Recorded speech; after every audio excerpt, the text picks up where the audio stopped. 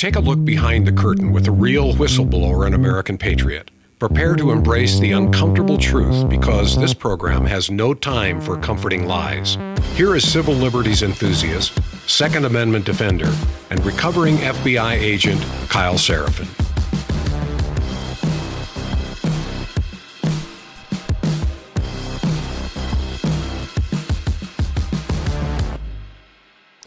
Hello, my friends, and welcome to the Kyle Seraphin Show. Today is Tuesday. It is the 26th of August, and thank you so much for being here. We're a little bit late this morning because the thing that's never happened before decided to happen just now, and the podcast wasn't going to stream. So that's always interesting. And you know what? I read something about this the other day that I'm going to share. So we're going to lead off with a statement and a maybe an explanation from a guy named Bill Taylor. He did a podcast with Judicial Watch recently. He goes by @RETFBI over on X. And I spoke with him yesterday, and I'm going to be speaking with him today. Interestingly enough, we're going to be doing a Sunday sit-down interview to talk about being an FBI whistleblower and what that does to you and what it's done to the folks that have done it. And he articulated it in a way that I think you should hear, because it explains a lot of the negativity. It explains a lot of the generally pessimistic outlook and attitude, and it actually explains a little bit about what happened this morning, whether or not it makes any sense. I'll just share this right up front. I've never had this issue before, and we've done almost 650 podcasts. So we're either constantly finding out new limits and new problems that exist in a computer system that's been running for 2 years, or weird things are happening. The downside of trying to rush back into it after getting it fixed is that I'm going to be doing a grab bag and digging through my video clips for you guys today, because it's not going to be nearly as polished because the entire system had to be crashed down and then rebuilt back up. So it's kind of interesting to feel that. It's kind of interesting to see it. And even worse, one of the things that I had queued up for you guys was a scroll screen of a couple of different browser windows. And I want to share with them, so it's going to take me a second to grab them. Well, before we get into that, let's do a read for one of our sponsors. These are the kind of people that keep us on the air, and we really appreciate that they're willing to, put their time and their money and their treasure and their reputations to stake it with us, so that they can find clients like you, but more importantly, so we're able to continue doing what we do. I'm going to recommend right now our friends at Patriot Protect. If you guys don't want to be a victim of cyber scammers and scumbags and criminals that are out there looking for your data, you can check out my friends at patriot-protect.com/Kyle. There have been tens of millions, if not hundreds of millions of passwords breached. The most recent one that we see here is an AT&T breach. I actually see them almost every single week, and they go widely uncovered because they're not particularly interesting because they're so common. They are interesting if they end up stealing things from you. If these hackers, these criminals, if these scammers end up getting access to your information, it can be a really big deal. And it doesn't matter whether it's your bank accounts or your email provider, your healthcare portal records, government services, OPM lost all of my data. Criminals don't have to necessarily hack. They simply just go out there and find out a data breach, and then they take your stuff. They can pretend to be you, or they can call you and pretend to be a legitimate company that you work with.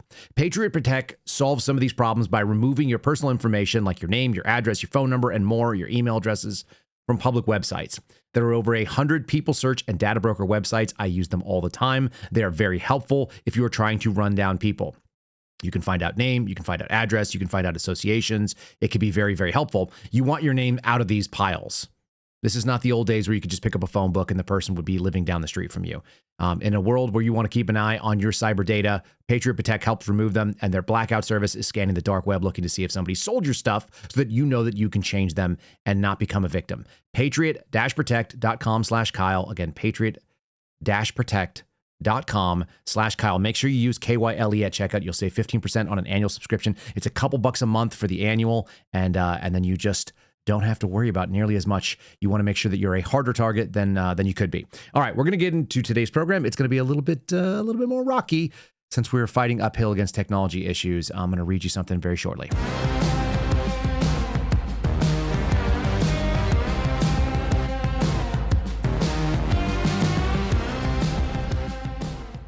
All right, my friends. So I'm going to have to capture a screen here real quickly. And as I do so, oh, look, there it is. There's screen capture, and it might even be there. All right, we're going to have to resize. So bear with me as I resize a screen that I want to read from you. This is coming from Bill Taylor's Twitter feed.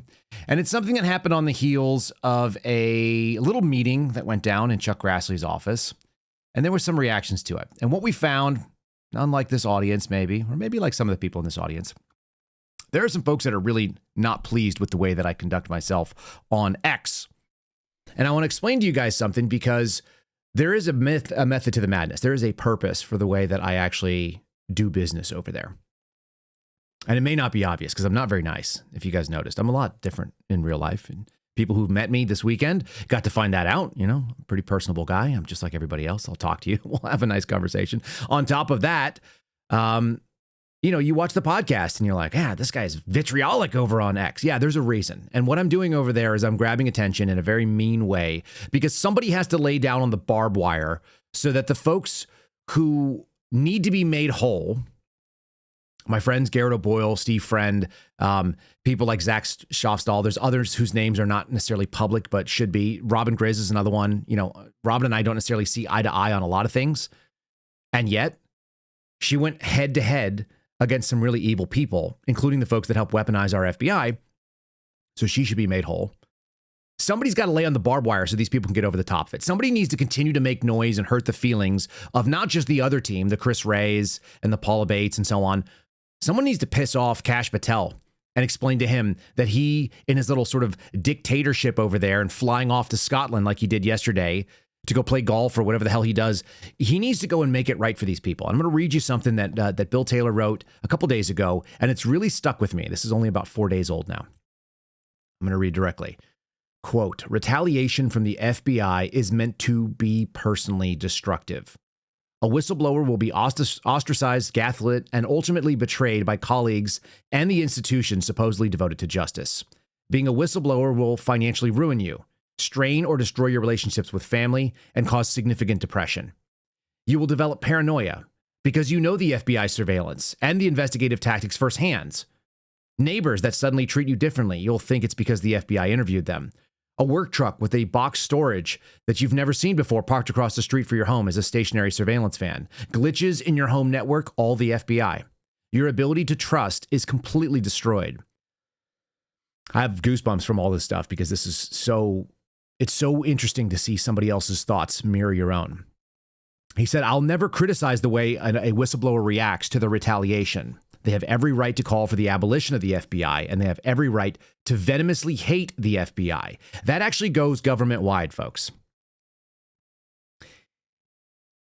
Every piece of the government that comes after somebody should make you hate that group of the government. They have betrayed the one thing that they exist to do, which is to protect the American people from force and fraud, to help us live our lives more free. And yesterday I got into a back and forth discussion with someone who's clearly a leftist and clearly doesn't know anything and said, no. The government grants us rights under the Constitution and Bill of Rights. This failure of our education system is so obvious that when you start interacting with people who don't agree with you politically, they don't even know the right answers. They're not even basing their opinions based on historical fact. They don't know that the people that founded this country were Christians and deists and believed in a right that pre-existed our government. So the purpose of the government is to make sure that it protects those rights. And the Bill of Rights is that leash. The Constitution is a limit and a check on what can and cannot exist. And when we've experienced it, and those of us who have know exactly what I'm talking about, when it fails to do its basic purposes, which is protect you from those around you, because otherwise the alternative is posse justice. It's anarchy. It's vigilantism. That's the trade-off, right? We outsource vengeance, we outsource violence to the government of this country at the state and the federal level so that we don't have to engage in it ourselves because we'd like to see it take some of the emotion out of it. We want to take some of the passion away from how angry we are when someone does us wrong. And then you have this opportunity where a lot of people end up forgiving and they end up being like wildly Christian in spite of the fact that they feel animosity and anger towards those who have wronged them, who have killed a family member, who have stolen their life savings, who have defrauded their loved ones of something.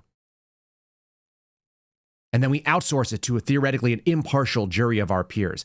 That system is basically over right now because it has been so over-politicized at the state and the federal level where all of our systems of justice are not functioning as we expect them to. So we can't expect real justice, and we cannot expect even the systems that are supposed to be apolitical and just play a role in making sure that things work smoothly because they all want to weigh in. And when you talk to people inside of these agencies and you realize that their thumb is on the scale, that they are looking for outcomes and not fair process, then you know it's over. And that is a part of being like an institution-based whistleblower. If you come forward and you say, hey, I worked for fill-in-the-blank agency. I worked at the Department of Homeland Security, and I saw them using surveillance tactics on planes to surveil political foes, people who just disagreed with us but represented no threat. And we spent tens of thousands of dollars a day, millions of dollars a year on nothing. Yesterday, I had a clip queued up from a spokesperson from DHS. Interestingly enough, as usual, it's this like young female person who's a spokesperson and doesn't know what she's talking about, but she's saying the right thing. She's just never experienced it. And then you see what the actual message was. And it was that Tulsi Gabbard has essentially said, we are now weighing in on what should be done at DHS, and we are getting rid of quiet skies.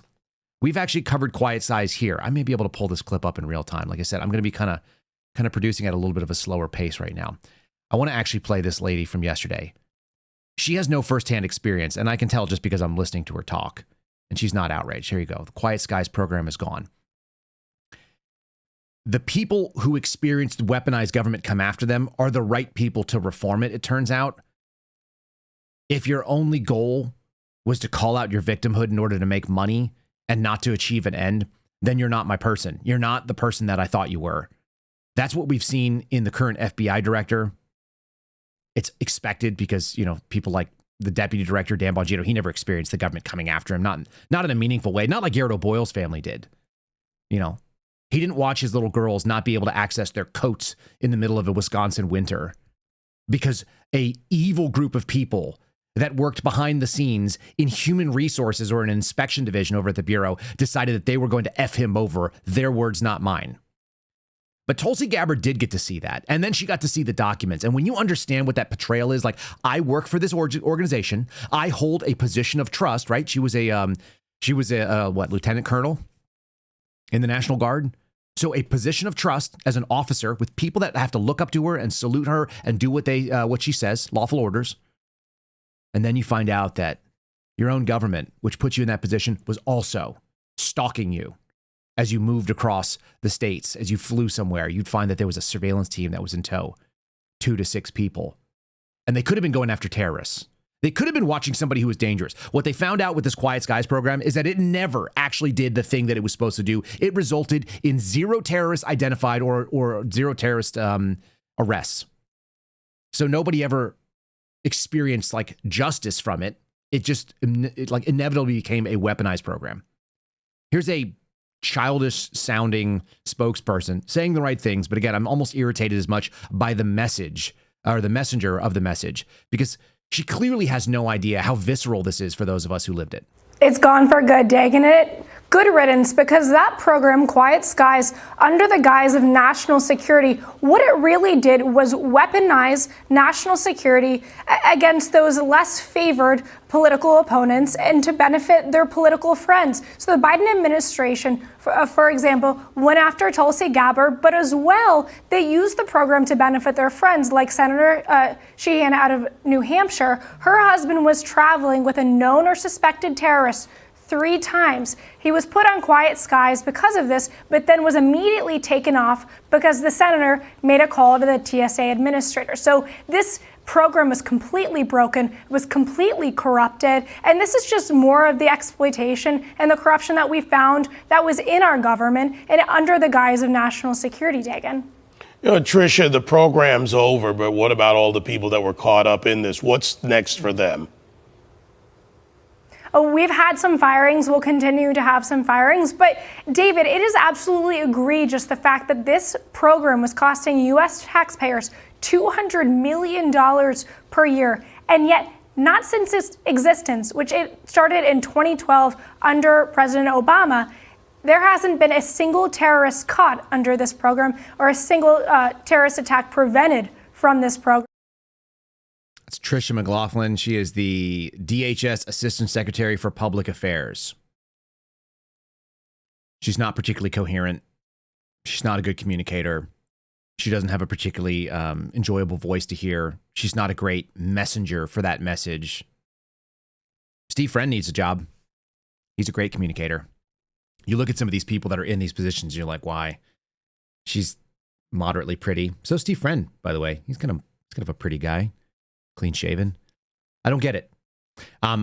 She's talking about $200 million a year on not catching any terrorists. That should piss you off. This should piss you off. This is a website that I constantly reference here, and I've done it since the beginning of the podcast. It's something I started scrolling and being aware of when I was working on surveillance. If you want to know the scope of the problem, you go look and find out people who have the data. Just the simple facts. They have no emotions. They're just numbers. And heyjackass.com is one of those great websites. I started looking at this years ago. Again, this is at least since like 2019, maybe. I was watching the murder statistics and the criminal shooting statistics that happen in Chicago as a microcosm for Democrat failures. It's a city that's been run by Democrats for 100 years. And it is one of the major stories that's going to be out there. So when we start talking about protecting from force and fraud, and we start talking, this is a city government under state authorities. For those of you that are listening, we're looking at the website right now. One of the most poignant things they have is their average clock for the year. As of Thursday, 8/24,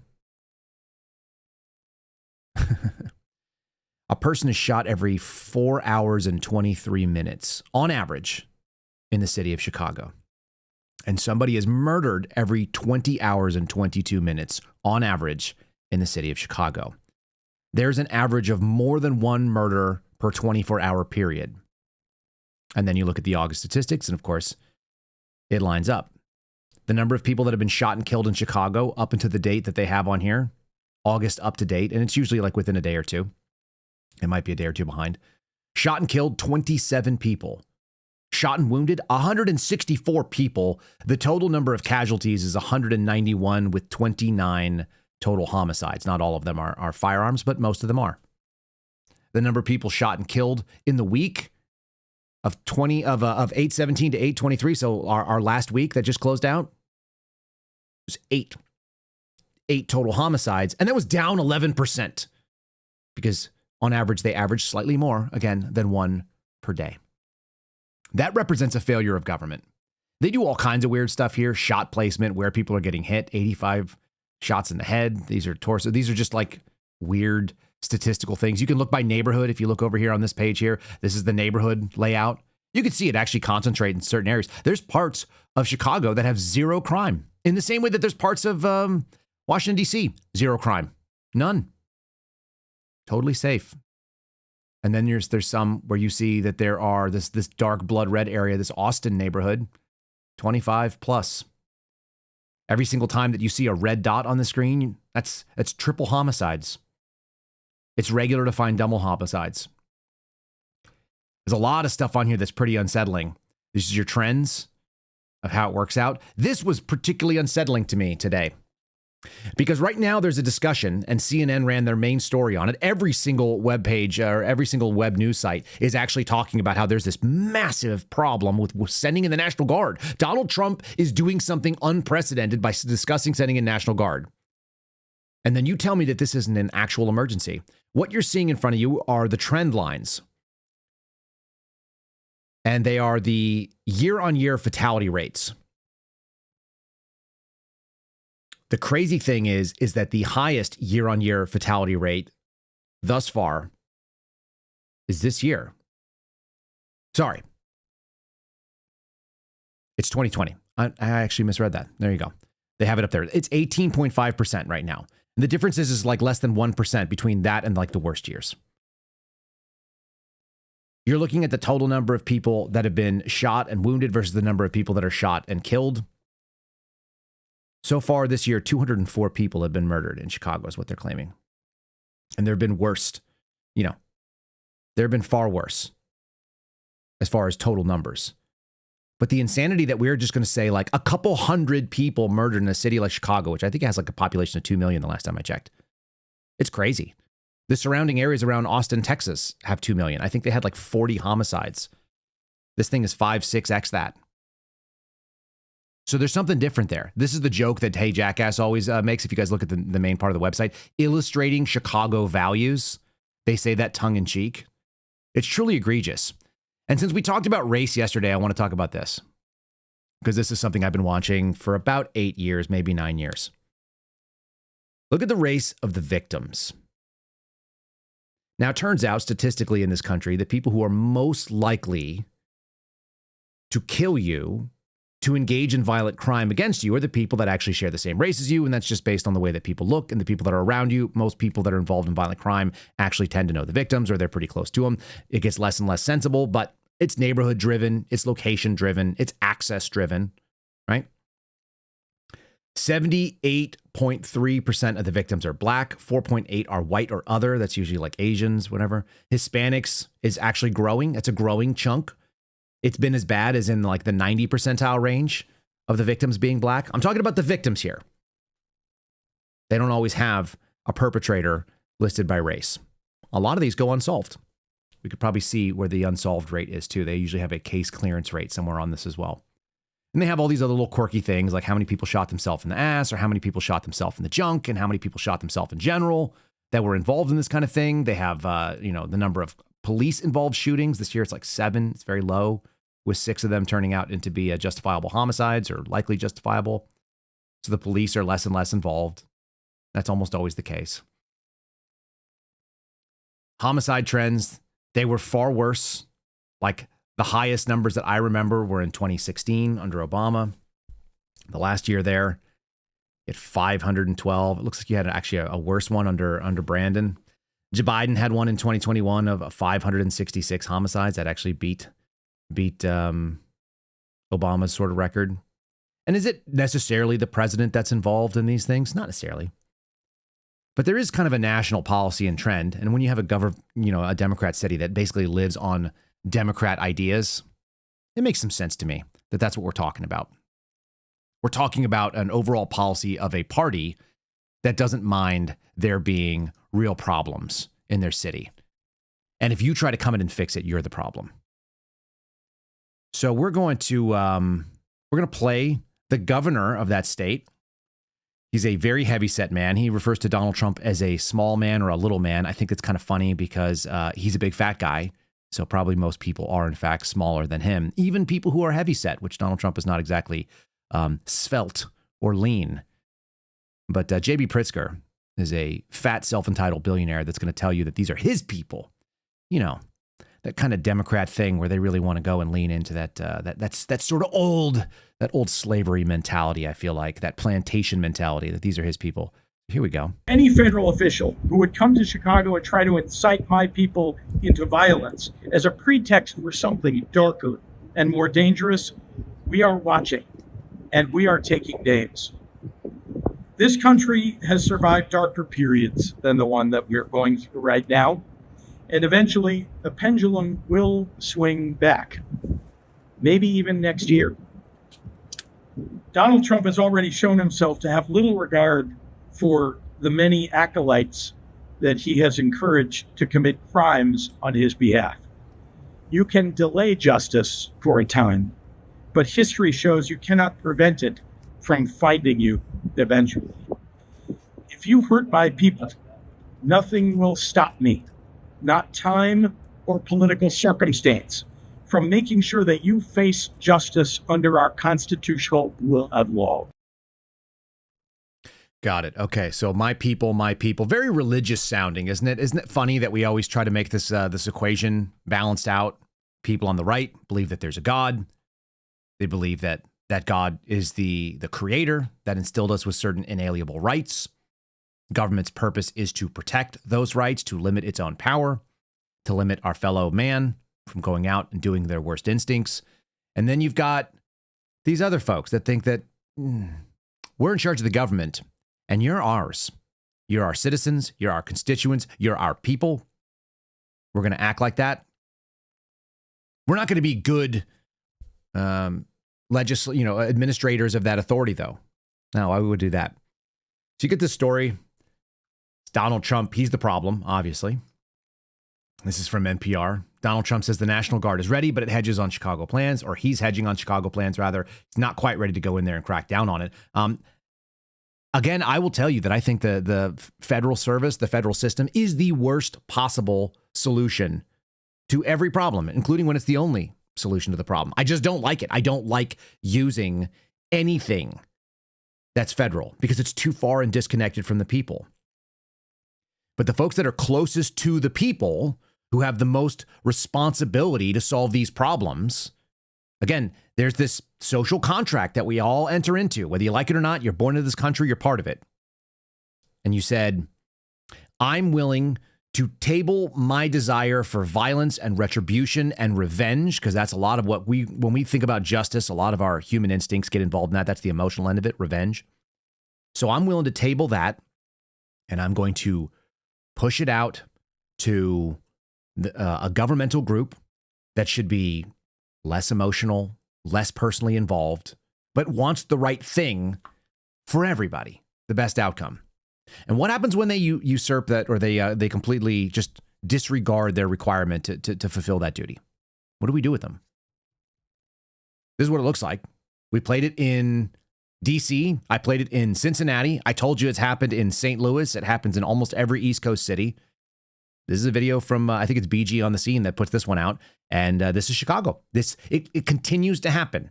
This is broken window pane policing, where you let small things go and those people realize, hey, nobody's coming. If you commit small crimes and nobody responds to it, and crime is something that you are inclined towards doing for whatever reason, bad socialization, low morals, temptation, devil made me do it, doesn't make a real big difference. If you're not willing to police yourself and you find out that nobody else is going to do it either, this is the give an inch and people start taking a mile situation. Anyway, here's Chicago, the exact same sound you heard from Washington, D.C.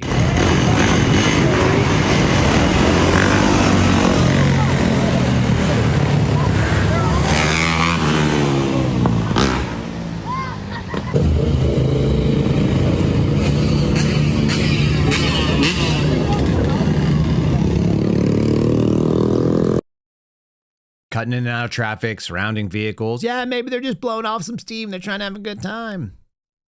Sure they are. You also realize that when you're sitting there in a minivan and you got your kids in there, like now you have a swarm of a dozen military-aged males. And who knows what kind of ideas they have, because they already don't care about the basic things like abiding by traffic rules. They don't have to stop at stop signs. They don't stop at red lights. They don't obey things on like staying off the sidewalk on their mechanized vehicles, right? So once that starts happening, how long till that line goes to something else? They see something they want and they take it.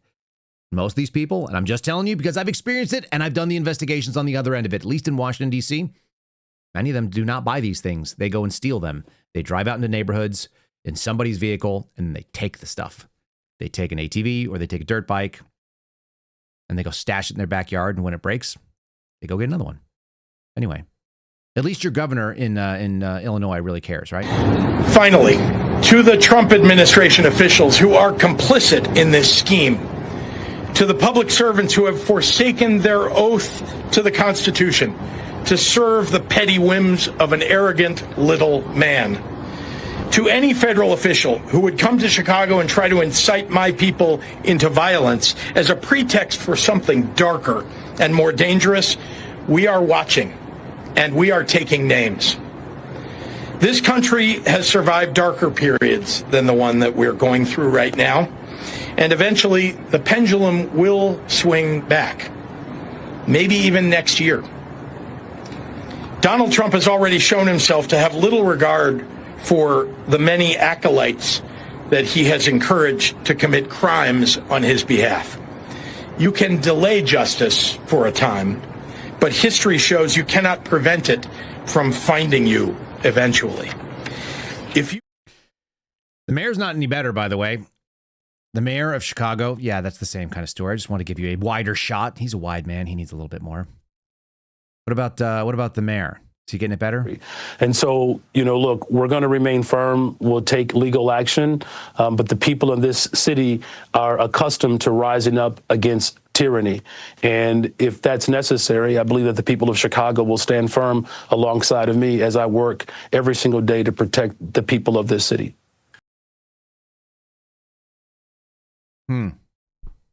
So they're going to stand up with you, and they're going to try to make sure that we have safety and security, right? I'm going to dig into my grab bag here. I got another clip. One of the things that actually kind of always shocks me is that these guys think that everyone stands behind them or believes in what they're going to say simply because they're the ones saying it at that moment. But it turns out some people actually do want to live in peace and safety. I've had multiple folks from D.C. tell me that it is better now in Washington, D.C., that the National Guard has stepped up. Just the instinct to go do something. And again, you guys will hear me say it over and over again. I don't want a federal solution, and it certainly isn't a long-term option. You don't federalize that area. What they ought to do is still cede it to the states. Why do you say that, Kyle? Because that's the way that I think about things. I think that the government should be closer to you. And there is no government further than us than the federal government. But it doesn't mean that in the short term they can't make a difference, and it's not making a difference. I've had someone who I talk to on a regular basis, takes the bus, lives in DC, public transportation, and said, yeah, there's a noticeable difference. This lady saw the same thing. This lady theoretically would be one of J.B. Pritzker's people, one of the folks that you hear the mayor of Chicago, Brandon Johnson, talking about. She's a black lady talking about, hey, DC's better. In the short term. You may actually, now, should you be infringing on civil liberties? That's the real problem. You're going to take people who are not trained in that. They're a hammer. They're looking for the nail. The nails, it's everywhere. It's all crime. But you still got to do it the right way if you want to live in America. And I don't think we should cede our civil liberties because of it. I don't think we should cede the Bill of Rights simply because of that. That stuff's scary to me. So we're in a balancing act right now. And this is a real important moment because a lot of people are fed up. And the instinct is almost always, he talked about a pendulum in there. It swings. The left and the right boundaries of that pendulum are a problem. The middle is where you want to live, where we're getting the best out of it one way or another. You could be a little bit on the left, a little bit on the right. Either one of those things will get a better option. Anyway, this lady's saying, people are starting to tell the story. It needed to be done. It's actually pretty dope to see people make videos from the DC area sharing how peaceful it is now since Trump cleaned up the streets. It's really dope to see and witness. And it's like all over DC, not just the nice areas in the Washington, D.C. area. When I shared on my Facebook page and my IG how there's a lot of people who are really happy with the streets being cleaned up. Ooh, a lot of people that I know where I'm from, which is PG County, they are like, no, it's unnecessary, no, it's this, it's that. And it's just, for anyone that thinks that this isn't necessary, it really does sadden my heart for people who think like that. It's like you just want to think the worst of the worst, just a negative, nasty mindset. And like a lot of these people that move like this, they claim they're Christians. They claim they are believers of Christ Jesus, and they are moving like that. Literally going by what the media says, claiming they've seen reports. I've read articles too, and a lot of those articles that I've read about what's going on in DC are very biased, and all they're doing is just promoting fear. No one has been racially profiled in DC. No one has. And I'm not sure where people are getting these reports from besides false media. I'm so glad I became a free thinker, and I'm so glad I have used critical thinking.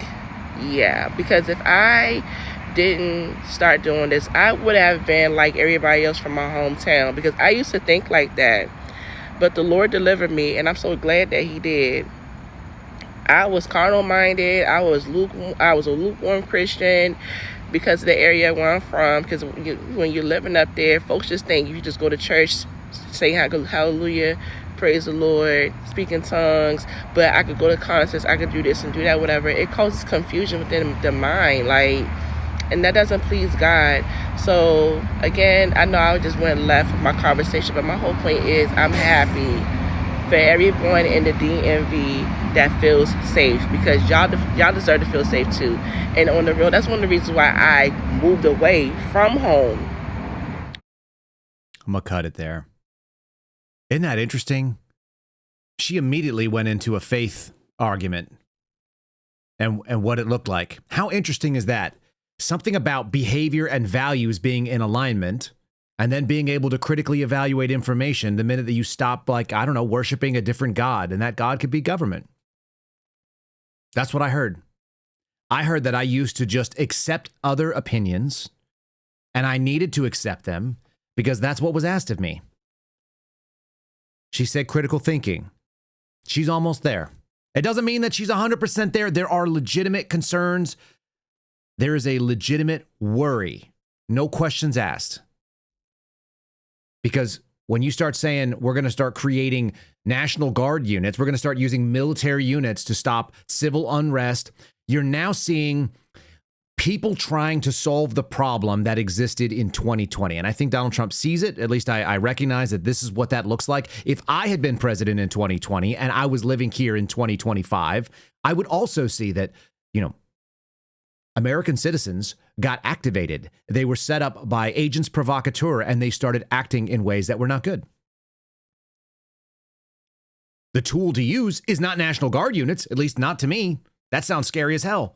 That's the wrong tool. I've told you the federal tool is the worst tool. That's my belief. I worked in the federal government. I was in the military. We know that people in the military will follow orders, including unlawful orders, regardless of being trained. How do we know that? Because we lived through COVID. Because we saw what they did in 2020 and 21 and 22 as they continued to kick out people simply for questioning something that they had a right to question, for saying you can't force me to take this unapproved medical test. Forget the shots. Let's just go straight down to the emergency use authorization testing protocols. You were supposed to have a requirement of being able to do informed consent. President Donald Trump on Monday ordered the Pentagon to create a National Guard unit in Washington, D.C. and across the country that would be designated to tamp down on civil protests and ensure public safety, a job historically and legally belongs to civilian law enforcement. This is not good. It's not great. I'll show you what it looks like in a second, because all of this stuff can go the other way really quickly. Critics called Trump's desire to build a kind of rapid reaction force for civil unrest alarming. It is alarming, and that's true. Two things can be true at once. We can recognize that there is a significant problem, and we can also recognize that the answer that is easiest may not be the answer that is best or American. He wants to push the legal boundaries for the National Guard and auxiliary force whose mission is to help fight foreign enemies abroad or aid Americans in times of extraordinary crisis like hurricanes and floods. What happens when the system that's supposed to do that, groups like FEMA, are not effective? What happens when they're used politically? How about all the people in North Carolina that got left simply because they were likely Trump voters in areas that were likely to vote red, and they got completely abandoned? And it had to be that private citizens came in, despite paying their tax dollars in to try to create this FEMA system, and they found out that there was going to be billions and billions of dollars given in foreign aid, a bunch of money given to countries that are at war that are not America. And then you go, oh, shoot. We're supposed to trust the federal government to come in and do this? It's already showed us that it's betrayed us. It showed us in things like the Quiet Skies program. They were created for a totally reasonable idea. Terrorists could get on planes. Terrorists could do bad things. We should try to make sure that we can keep an eye on them. People go, yeah, that sounds good. And then they went, you know who else we don't like? Tulsi Gabbard. She's really mean to Obama. She said things that were not nice about Hillary. She thought that Joe Biden was not a great option for president. Now we got a problem with her. Let's follow her. Let's also follow Kyle Seraphin to El Paso as he goes and drives out to go pick up all of his stuff. Whistleblowers were talking about the Quiet Skies program going back to 2014. My buddy Peter Johnson has been on this program a couple times now. He talks about terrorism. He trains cops for free. He gets paid by companies that make gear for cops so that he can go out there and train cops for free. And they can become better shooters, better tactivists, better people who are able to go and do the thing, protect you from force and fraud. Yeah.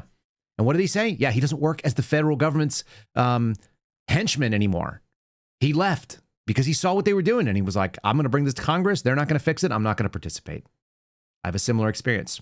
In an executive order signed on Monday, that was yesterday, Trump called on Defense Secretary Pete Hegseth to designate Army and Air National Guard members in each state who could rapidly deploy to help federal, state, and local government in quelling civil disturbances and ensuring the public safety and order whenever the circumstances necessitate as appropriate under the law. That's the real big key here. Under the law. How small is that wiggle room? And how likely is it to be abused? My concern is it's fairly likely. And it looks something like this when it goes wrong. Kill the volume on this a bit. This is a man who's standing in shorts and a t-shirt, dress shirt, whatever, with a phone. He's acting as a quote-unquote citizen journalist, but there is no definition of what a journalist is in the Constitution, and it's certainly not in the Bill of Rights. The word is press. People who publish things are members of the press, and he's being arrested because he's filming. Now, was he asked to be stand a few feet away? Is there some sort of reasonable distance that it should be? Maybe. This was on August 23rd. At Georgia and Emerson Northwest. That is in Washington, D.C. That's what happens when you have an overactive national police force. That's what happens when you use federal tools for a thing that they're not set up to do. Now, D.C. Metro PD, as I've told you guys, I don't think they're a very good police force, and I think they should be completely gutted and fixed. They're pretty decent at stopping... here you go. There's another person filming this. After the trials are held, you will all be in jail.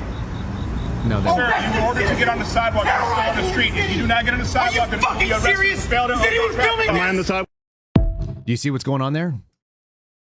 He's outraged because he expects the system to actually work. He thinks that the system should work the way it was designed. And that's kind of what I told you about what Bill Taylor had to say. The minute you realize that it doesn't, in some small instance or great instance, everything then starts changing. The conversation at the pool yesterday with a mom. We're talking, she's got a little baby floating around in the pool. I got my little one, 2 years old. We're floating around in the pool. And we were discussing the possibility of there being a serial killer in Austin, Texas, because we've been told there's not. There's a whole story. If you guys want to get into it and you're a true crime kind of person, go read about the Rainy Street Ripper.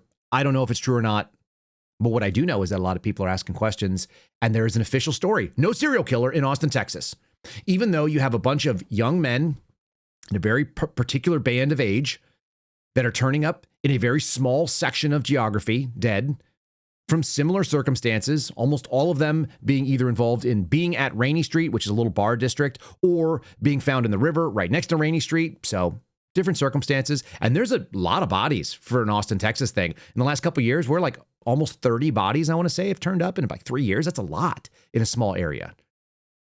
So normally you would go, well, what did the police say? The police said the official statement is there's no serial killer. And then you realize that the police don't want a serial killer and they can't have a serial killer. It's really bad for them. And so anything to say that is not the case and allow the businesses to continue onward and the mayor and the police chief to go ahead and act like this is all fine. It might be that there's no serial killer, but we don't have trust or faith in our institutions because people have sat there and seen it and they go, oh, got it. We got a real problem here. We have a loss of public trust and faith in the system. It's gone. So we're having a moment right now. And the moment is all the things that you've done to shame us and tell us that we can't talk about a problem. We're going to do it. I've used the word unscoldable of late. You can tell me that, oh, you can't say that, or like, be careful. Like, don't say things like that. I'm not going to do that anymore. I'm not going to worry about it. I'm going to say things that I know are true. I know that the people that are on ATVs and that are on dirt bikes in all the cities that were listed yesterday, and some of them that we just showed today, they're all young black men. That's not a coincidence. It just turns out to be factually accurate. The joke is, if you wanted me to go give those guys something, they dropped it. What kind of people would I be looking for? Like what human beings would I go and find? Oh, they'd all be between the ages of 15 and 35, and they'd all be black males living in a certain subset of the city. In the same way I can show you the areas where people go get killed in Chicago. There's areas where you're not going to get killed, statistically. It's not going to happen. And there's areas where you really might be. It's real. I think that Americans are getting sick of it. They're sick of being told what they can and can't say, and they're sick of being scolded by people that are wrong. I've got this really fun little clip from CNN. Sometimes CNN has some really good stuff. There's this concept of jumping the shark. It's when you've gone so far that you're now going to do things that are so illogical and so crazy, right? It's a Happy Days reference. When you've jumped the shark, you no longer get to come back from that and tell us something. Before I play that clip, let me do a read for my friends over at Patriot Coolers. They didn't jump the shark. They just make good products. They're good folks, and they've been backing us since February of 23, which I'm really grateful for. This is my Patriot Cooler of the day. I've got probably like a dozen of these things. This is a 20 ounce. This one I broke the lid off because I threw it while I was on a trip somewhere in an airport, but it still works great. Keeps my coffee hot even from 6 a.m. PatriotCoolers.com. Promo code Kyle, Kyle, saves you 10%. That's how you let them know that we sent you over there. It's the same discount you get, by the way, if you serve in the military. You just don't have to upload all your credentials. And if you didn't serve in the military, you can still back up people who are in the military by buying a Patriot Coolers product, because a portion of all their proceeds go to help veterans who have mobility issues. They help retrofit houses. They offer hundreds of thousands of dollars out of their revenue stream every single year. And they go back and they make ramps and they make, wider doorways and things like that for vets who are having a hard time getting around, including people who maybe good folks. Good company, great product, works well, takes a beating. I've got kids. I'm always dropping these things. We always carry these with us. We're now carrying the 1 gallon around with us because the other day we had kind of like a little panic moment with not enough water in the house, or not enough water in the minivan rather. So now I'm carrying around a 1 gallon cooler. Check out all their stuff. Get a soft cooler, get a hard cooler. Take anything that you're interested in. When you want to do it, it's an investment in a good product, in a good company. Again, Patriot Coolers, with an S on the end of it.com, promo code KYLE. All right, let's do this fun CNN clip because it's really good. The fun CNN clip. Let's make sure this is it. Really quickly, Abby, because anytime that we play something from Stephen Miller, it would be journalistic integrity to point out that he is a white supremacist and he is the brainchild behind this policy. That's not my opinion. That's actual facts. And for him to purport lies from the Oval Office as a white supremacist, I don't know. It should be pointed out. Look, aspersion. It's reporting. Washington Wall Street Journal's own reporting. I want to address what he's. Everything about that was nonsensical. So, black woman I agree with, black woman I don't agree with. It doesn't make a difference when you say things that are crazy, like it is an objective fact that Stephen Miller is a white supremacist. Is it though? And then you have another person who's sitting there in a white suit. Do you know anybody that wears a white suit and a little purple handkerchief? Like, these people are all doing theater, which we all see. It reminds me more and more of the ridiculous satire moment that happens in the movie Starship Troopers. It's like, Federal News Network, do you want to know more? Do you want to know more? I'm doing my part. Quite frankly, a bug that thinks is offensive, right? You have these fake conflicts, and you have these fake experts that go out there and shriek about things. Stephen Miller is a white supremacist, and it is not journalistic integrity to talk about it. People are tired of that. I think that the scolding has gone so far as to basically just, it's made itself unimportant. People cannot take these folks seriously, not in any meaningful way. How could you? How could you look at them and go like, oh yeah, that's what it's about? And for whatever reason, because we're talking about Chicago, we're talking about crime, which means we're talking about black crime, black people involved in crime. By the way, as I showed you on the Hey Jackass, overwhelmingly, it's black people as the victims of said crimes as well, right? We know that. Where's the numbers? Let me pull it up real quick. I'm just going to show it again. There it is. Boom. Okay, 78.3% of the homicide victims in Chicago, black, overwhelmingly 4-1 men. So the same people, the same subset of folks that are likely to be the offenders are also the ones who are going to be the most damaged by it. It's not good. It's not good for them. It's not good for society. But we have to have, because we can't say it. You can't have Laura Ingraham with her face go out there. Laura Ingraham, who's like a single mom in her 60s that, what did she do? She like adopted like a number of kids. Not particularly conservative move, by the way, to be like, what about the kids? Don't they need a dad? Laura Ingraham, she can't say this, so she'll bring on someone who can. So I'll bring on someone who can, but then I'm going to say what I say anyway. We are not thinking about Pritzker or Brandon Johnson. We just had 4 mass shootings in the span of 1 month. 14 people got shot and 4 dead. We just had senior citizens laying shot, bleeding in the streets. And let's not forget the gentleman who we saw, who was on Facebook Live, get robbed and shot while he was sitting in his car. So we don't care about anything these people are saying. Tell Brandon Johnson and Pritzker, if Chicago is so safe, with Brandon Johnson especially, Let's leave his 150 police detail. Fire them and walk around with no police detail. In Brisker, no security. Come in my community, the south side of Chicago. Come over there and let's see you say how safe it is. You can't even sit in your car long. If you sit in your car, you know that it's a chance you're going to get carjacked, robbed, or shot. So tell him to come around in my neck of the woods and talk that. She's sitting in a Fox News studio. I just know because I've done that. I've been that person. You go to a remote studio somewhere and then they beam you in and they put a camera in front of you and they get a backdrop behind you and there's a hair lady there and a makeup lady and they come in and they touch you up and they make sure you look good on camera and all that. So she did all those things. She's not particularly articulate. Her qualifications are Chicago resident. She's not an expert in anything. She's an aggrieved person. I'm not mad at what she said. I'm sure she's correct. But they're afraid to say it, aren't they? They're afraid to just have a reporter on the street saying, these are the facts. God forbid it be like a white male reporter talking about things that are not particularly racial. They are simply demographic information, and they are really obviously true. Boom, there it is. Go look at the hard numbers. She's right. We did see that video of a guy who got carjacked and shot in the chest over a freaking gold chain for doing a TikTok video in his car. He didn't seem particularly educated. He was dropping N-bombs on whatever his stream was to nobody because he wants to be a famous TikTok creator instead of having a job, productive. But he should be able to sit in his freaking car, shouldn't he? And have a conversation with nobody. I mean, I'm doing it right now. You should be able to do this without having someone put a gun in your face. There's another side of it, as usual, and this is the best part of it. The media has played this up. They've jazzed up the feud, the political feud. It could be a major national crisis. It's not a major national crisis. There is just one major sort of question that Americans need to ask. How much of your freedom are you willing to give up to this national authority? And why did you allow your states to fail so dramatically? That should be the question. Why are you in a situation where your state government calls you my people and acts like it has ownership, but it doesn't actually have any ability to go and do the thing that you have the social contract with them to do?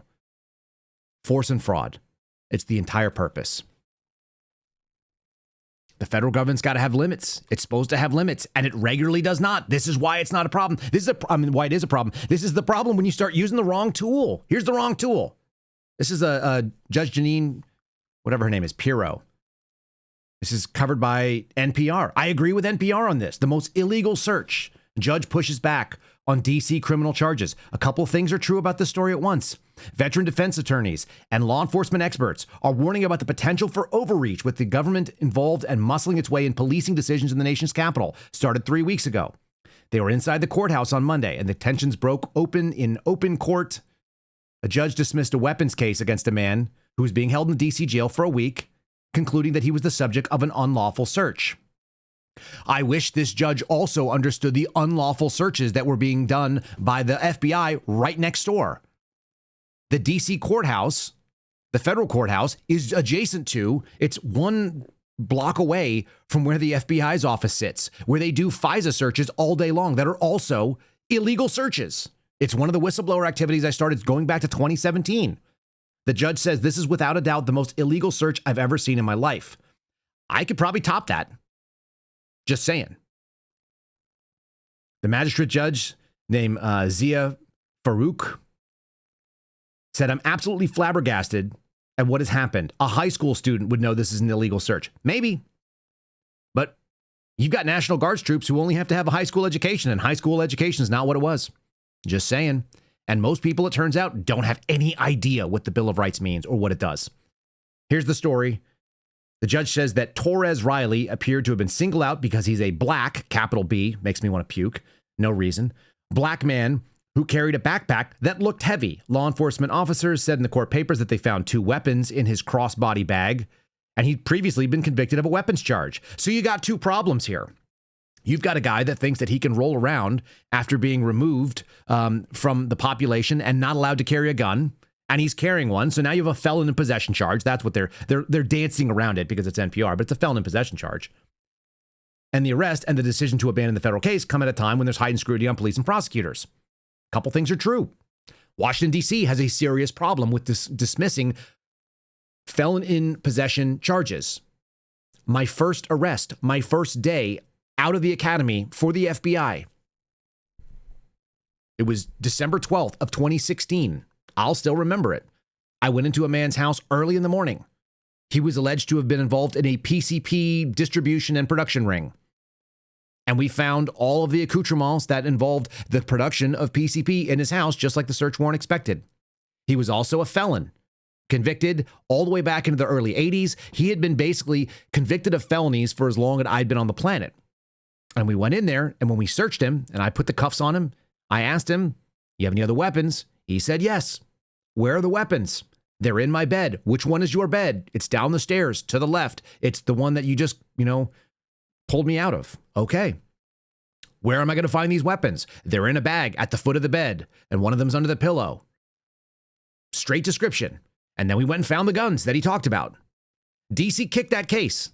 We did a arrest based on probable cause because he admitted to being a felon in possession of firearms, that they were his, in his possession, in his home, in an unlawful way. I'll tell you more about that in a second because I got more problems with that. But just on the plain strokes of the law, the guy was a felon in possession, and he was booked on that, and then they kicked him. Because we didn't do a DNA swab to confirm with DNA evidence that the guns that he claimed were his and identified to us as his and told us where they were in his room, in his house, in his bed, we didn't tie them to him with DNA. So the DC Circuit kicked it. I'm sorry, it's the DC Superior Court, because it was actually done in the Superior Court. That's the local version of DC crime. The district is the federal version. They kicked it. That was a lawful search warrant. It was a place where we were lawfully able to be, and we lawfully determined through a search incident to arrest and his admission that he was a felon in possession. And he got away with it. That seems problematic. It fell right through. So that guy's running around. But here's the other problem. Because you guys know, I don't ever just cut right down the middle and say, well, felons shouldn't have guns. I actually think that if you're a felon and you served your time, you should be able to own a gun. Either you are safe enough to be a human being and a citizen in this country and not in jail, or you're not.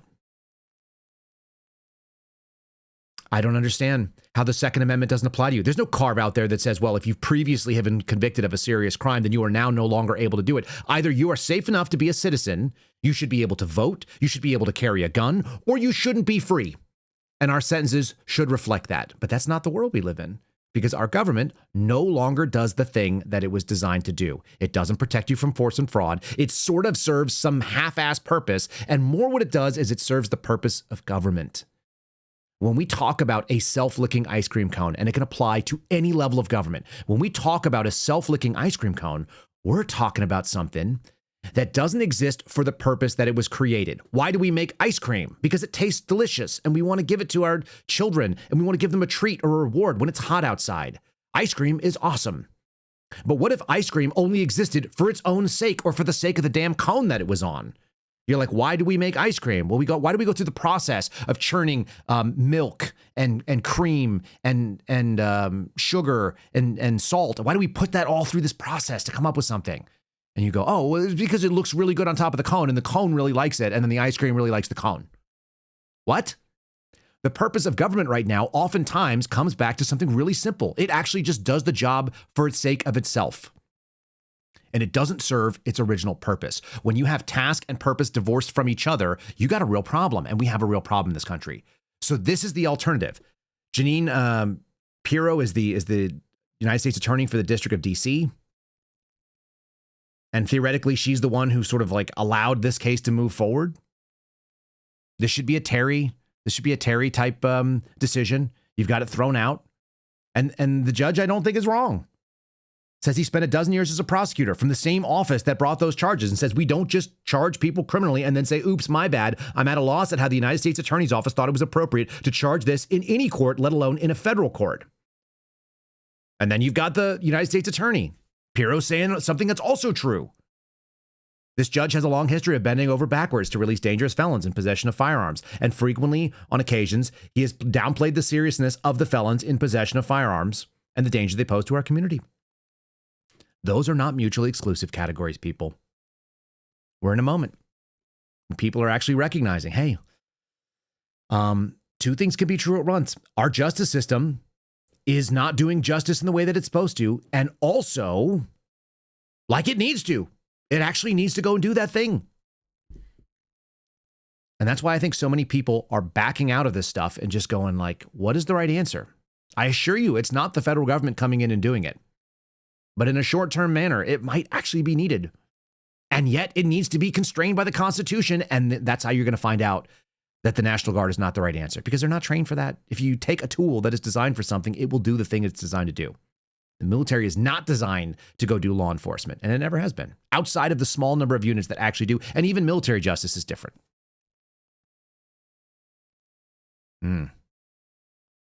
I'm seeing interesting stuff in our chat talking about how gun ownership is a privilege. Don't give me that.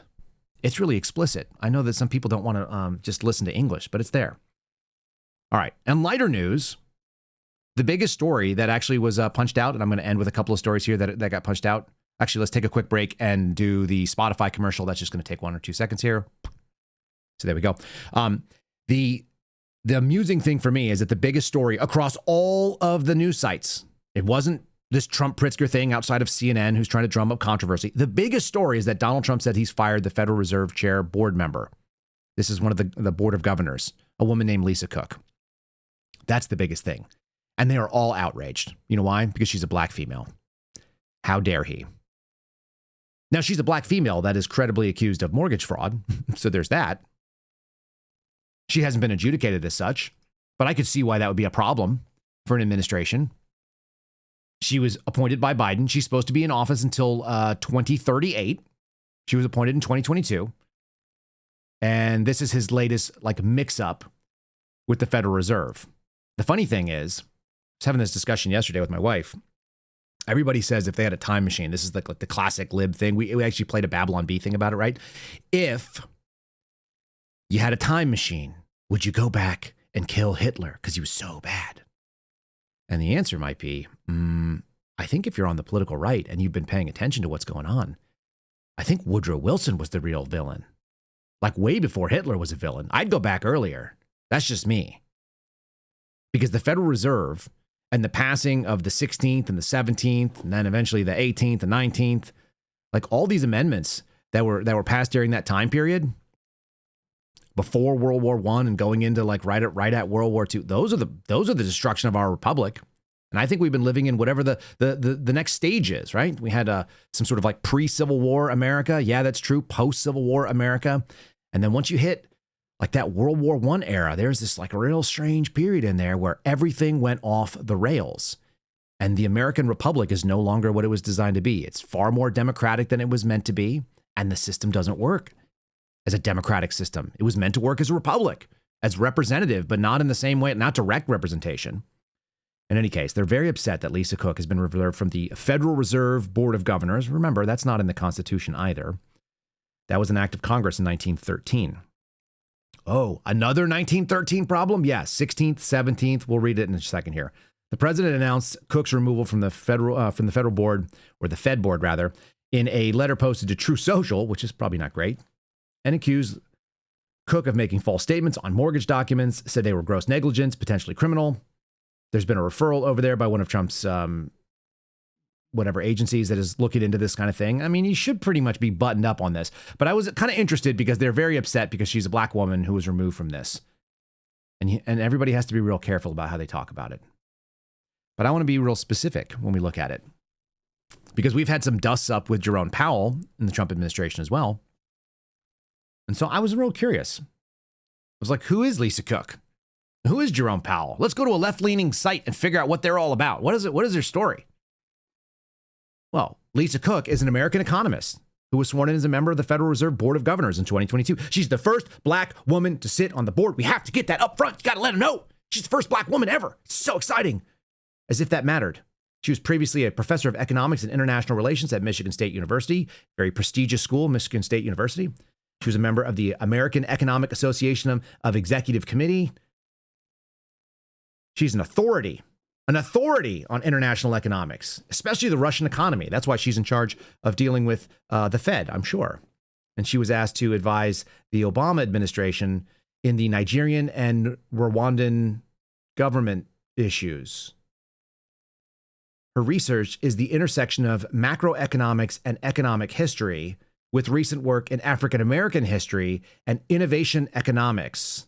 She's regarded as one of the few prominent Black female economists and has attracted attention within academia for her efforts in mentoring Black women. Everything about what I just heard says you're probably not competent. So I think, well, at least she probably works for some investment banks and knows how money works, right? She didn't just spend her entire time in academia, did she? Oh, wait. She was a visiting professor at the Kennedy School at Harvard from 97 to 2002. She was the deputy director of Africa Research in Harvard's Center for International Development. 2000 to 2001, she was a senior advisor on finance for the United States Treasury, Council on Foreign Relations, national fellow. She spent her whole time. She advised the Nigerian government in banking reforms in 2005. That's actually what I'm hoping that the United States can take after Nigeria. If we could just get what the Nigerians are up to, we'd be great. In 2005, she joined Michigan State, and she's been an assistant professor, a tenured professor ever since. She started Obama's Administration Council of Economic Advisors. She makes her living in academia. Now, I'm no big fan of Jerome Powell, but let's talk about Jerome Powell for a second, because it's really easy. He's a lawyer, doesn't have a PhD in economics. And it turns out that as a lawyer, he spent most of his time working in investment banking, moving money around. From 84 to 1990, he was working at an investment bank called Dillon Reed, which is now run by UBS. He concentrated on finance, banking mergers, acquisitions. He was a vice president. He worked for the Treasury for a couple years. Then he went back. He worked for, he involved some some negotiations with Warren Buffett, Salomon Brothers. Just scanning through this, he was a managing director of Bankers Trust. And he got involved in some sort of scam, some derivative transactions. Went back to Dillon Reed. He was at the Carlyle Group. He was at the Carlyle U.S. Buyout Fund. He worked in private equity for a group that was called Global Environment Fund. He was at a think tank for a little bit. He worked in the business. Not a big fan of the Fed in general. Not a big fan of people who want to move around and do quantitative easing and print off a bunch of dollars to be able to solve their economic problems with their political background. But at least he worked around money. He spent all of his time around it, as opposed to a lady who just wrote about it. All the papers, by the way, that you find from Lisa Cook, pretty much useless. And they all kind of have that same look. I love it. The chat says, she looks like Letitia James. Yeah, she really does. Looks a lot like her. In any case, that was the big story that hit ABC, CBS, a handful of other outlets, NBC. They were all really, really upset that the first Black woman ever was removed. Nothing about whether or not she was doing a good job. Nothing about whether the accusations that were made about her were credible or anything else. It's hard to take it all seriously. There she is. CBS story.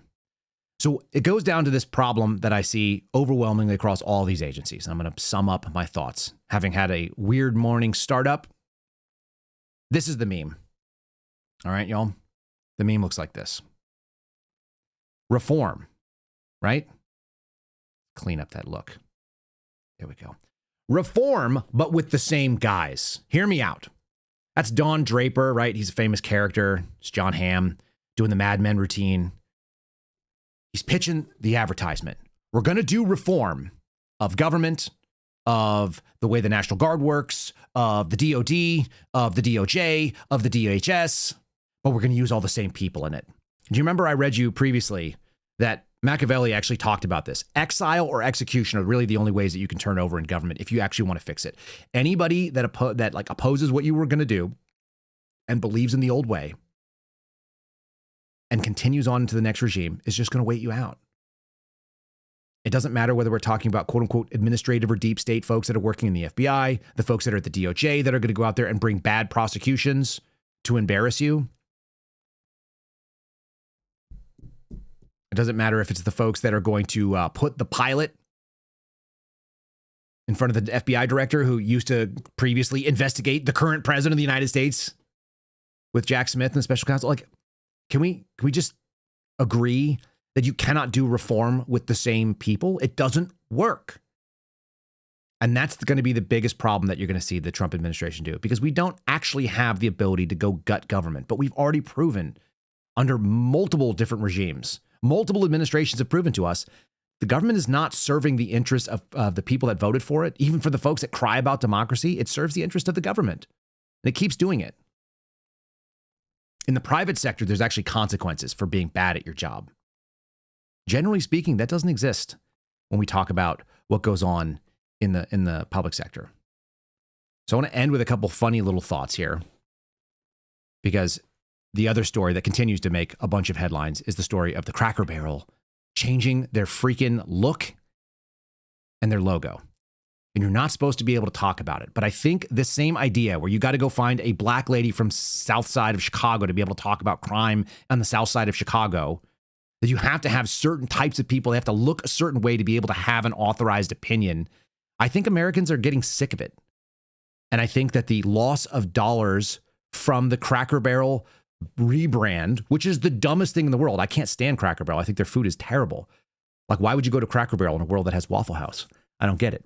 But I will tell you that this sort of like frustration that people had, it is a real specific moment. And I think it's important for us to recognize what it is. And we should also recognize it in a funny way. Because if we just sit here and just like mope, it's too much. So let's laugh about this guy's take on Cracker Barrel. I think we can all sort of see it. And it is a moment when people in America are becoming unscoldable. You can't tell me that 90s thing about political correctness, like that's an opinion that may be true and it may be funny, but you can't say it for some reason. We're done with it. Yesterday, I said I think that Donald Trump was one of the people that actually ended up killing white guilt. It's only because he more than likely, he actually recognized that white guilt needs to be dead. And the lady from CNN claiming that Stephen Miller, with no particular facts, just her opinion, saying that it's a fact that Stephen Miller is a white supremacist because she doesn't like what he has to say, that time's over. You have no power here anymore. We're not interested. And what needs to happen then is that you hiring managers and you people that own companies, you need to just realize that human beings should be human beings and they shouldn't be tiptoeing around their damn words simply because someone who's incompetent has the job around them. They should be able to say it. Yeah. You should be able to say things that are true as long as they're true and they're not said specifically to hurt the feelings of someone. They should be said because they are, in fact, factually accurate. Like 78.3% of the people that are shot and killed in Chicago are black men. Factual. That's a thing we should be able to say. Who kills them? Overwhelmingly, other black men. That should be something that we can talk about. Does it matter that they're black? It kind of does to the people that are getting killed, I think, because they kind of have a warning of what it looks like. And so you can't scold me over that, and I won't take it. And I'm not going to be like, told that we need to whitewash the entire society. And I do hate Cracker Barrel. That's the best part about having my folks sitting in our chat this morning. Let me play you something funny. Let's have a laugh about it. All right. This guy's got it down.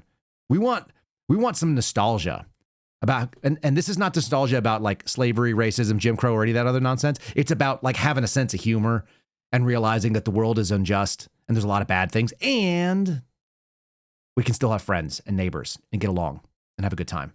Let's have some good times. Here it is. Saw something on the internet. Dude said he ate in a remodeled Cracker Barrel and he hated it. And I want to join in on the hate. If the Cracker Barrel don't look like the Jim Crow South, I can't eat there. You got to have the racism aesthetic. You got to have the rocking chairs and the hint of segregation in the air. If I don't feel like I'm on the set of Sinners, then how do I know I'm in a Cracker Barrel? This is a gentrified Cracker Barrel. They done took all the character out of it. And I know the edges of the pancake ain't burnt.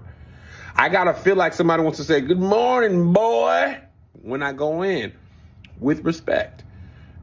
And no respect at all. I feel like they want me to work there, but they don't want to pay me ever. And I've got to live there. That's Cracker Barrel's thing. If you take that away, what is it? A Denny's, a IHOP, a place I don't want to be at. I asked this question. I think I probably know the answer. What if all the customers are coming at you hard enough about the look of the restaurant and they want to go back to the old way? Would you do it? Honestly, the feedback's been overwhelmingly positive that people like what we're doing. I'll give you another soundbite. I actually happened to be in Orlando last week with all of our managers. We bring them together and once every other year. And the number one question that I got asked, Michael, was, how can I get a remodel? When can I get a remodel? How do I get on the list? Oh, really? So because the feedback and the buzz is so good, not only from our customers, but from our team members. They want to work in a wonderful restaurant. So we're doing everything for our guests and our team members. Well, Julie Messino, it's wonderful to have you here. Pleasure to be here. Thank you for answering those questions for all the Cracker Barrel fans out there. Yeah, that's a woman that's never had anyone tell her the truth. That's what that was. That lady looks just like the FBI executive that canceled me and canceled Phil Kennedy and canceled Garrett O'Boyle and canceled Steve Friend and canceled Marcus Allen and canceled a dozen other people whose names you don't know. Same exact look. They all look the same. Why is it? Because no one ever told them that they got scolded and they realized that they weren't actually able to say the truth. They're awful. You guys in the chat know what it is. Affluent, white, female, liberal. Awful. Nobody ever told her the truth. $100 million of their market cap gone, dropped. Stock prices tanked because you suck. Because people want whatever that is. Like, people like Cracker Barrel for whatever reason. All right.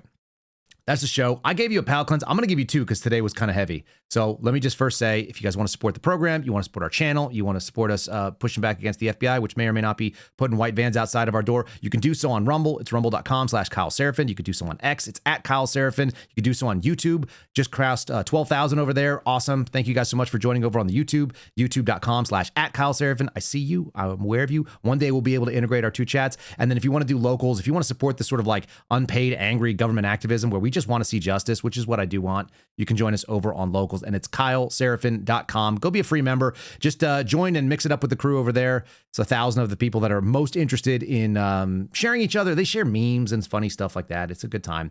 And we don't discriminate. We don't kick you out. You don't have to be a paid member. Just come over and hang out. It's a good thing. All right, let's do a last joke since I've been kind of like dogging on people.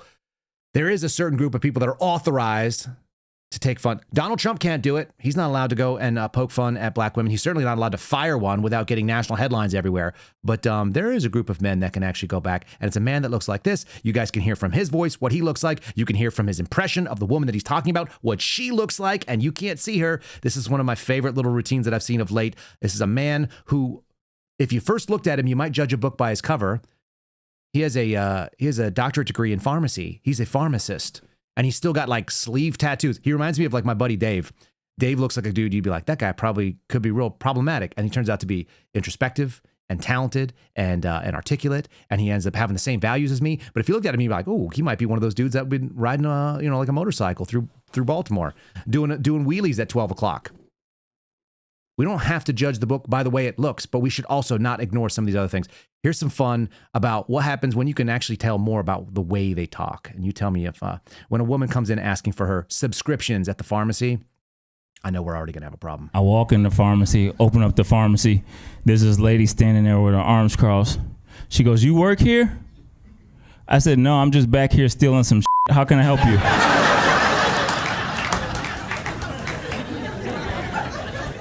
With an attitude, she's like, "Who you is?"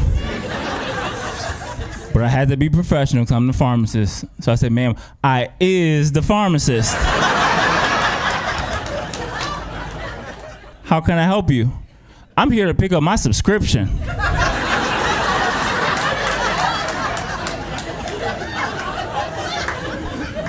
I said, "To which magazine?"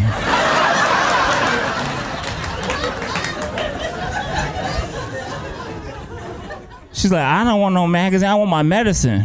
I said, "Oh, prescription." She was like, "Same thing."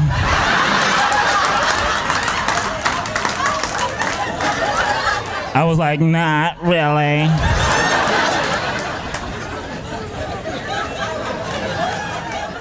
I said, "Ma'am, what's your date of birth?" "Why?"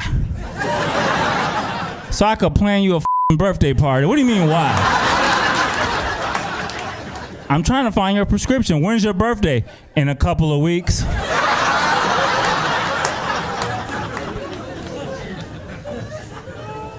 I said, "Ma'am, forget it. What's your name?" She's like, "Tequasia Brown." I said, "Spell it. Like the color?"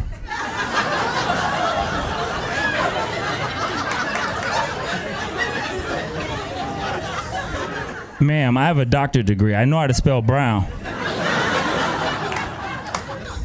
how do you spell Taquasia? She's like, capital T, lower A, dash, capital Q, U, S, H, I, A.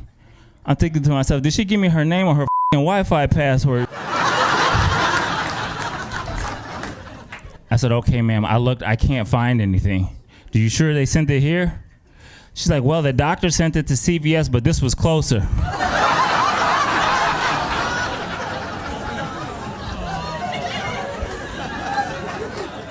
I walk in the pharmacy, open up the pharmacy. There's this lady standing there with her arms crossed. That's the loop. His name is LeVar Walker, L-A-V-A-R, LeVar Walker. And he does have a PhD in pharmacy. I don't know. I just needed that today. Sometimes you just need it. That guy's in my tribe, but if I looked at him right off the bat and I saw that he had neck tattoos and like sleeves, I'd be like, ooh, gotta watch out. I learn sometimes like people to surprise you, you know? So that's fine. There are plenty of people out there that defy the stereotypes, but there's a reason why we have them. I don't think anybody would, anybody that I know that has neck tattoos that has become a friend of mine would never once begrudge me for looking at somebody with neck tattoos because they also look at people with neck tattoos and go, oh, that's an interesting choice you've made. Are you a felon? Are you an undercover cop? Or you just really love your wife so much that you needed like 4-inch script across your neck? And the guy who that's about knows who I'm talking about. All right, folks, thanks for joining us. If you stick around here, I'll give you guys over to the American Radicals podcast. You can go join a couple of FBI whistleblowers who also understand, who have their own take on things, specifically frustrated. And look forward, if you're not following this channel, you're going to miss out on that interview with Bill Taylor. And I think you need to hear it because you should hear it from somebody who retired, who made it to the end of the line at the FBI and still feels the same way and thinks maybe we shut that thing down. We're at a special moment in this country. I hope that we take advantage of it. I hope we do it in a safe way that doesn't involve the government coming in and killing us all, because that's also a real possibility. God bless you, regardless of what goes on. Look forward to seeing you again tomorrow. This is going to be a big week, I think, for the Suspendables, and luckily Kash Patel is hanging out in Scotland for that. So, all right, we'll see you again very soon. Have a fantastic day. Thanks for listening to The Kyle Seraphin Show, streamed live weekdays on rumble.com/Kyle Seraphin. Follow Kyle on Twitter, Truth Social, and Instagram at Kyle Seraphin.